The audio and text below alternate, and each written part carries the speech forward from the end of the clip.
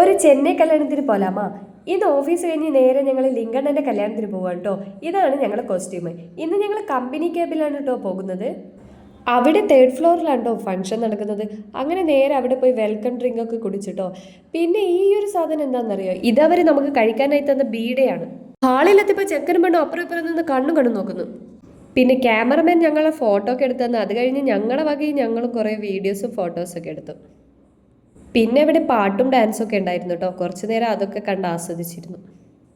പിന്നെ നേരെ മെയിൻ പരിപാടിയിലേക്ക് കിടന്ന് നല്ല ഫുഡൊക്കെ കഴിച്ച് പിന്നെ ഐസ്ക്രീം ഒക്കെ കഴിച്ചു. പോവാൻ നേരത്തെ ഞങ്ങൾക്ക് ഗിഫ്റ്റ് തന്നു. അങ്ങനെ റൂമിലെത്തിട്ടോ. അപ്പൊ ഈ ഗിഫ്റ്റ് എന്താണെന്ന് നോക്കാം നമുക്ക്.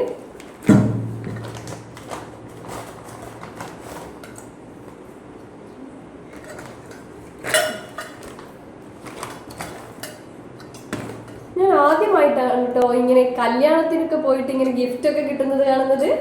അപ്പൊ ഇതിന്റെ ഉള്ളിൽ എന്തോ ഉണ്ട്, നോക്കാം.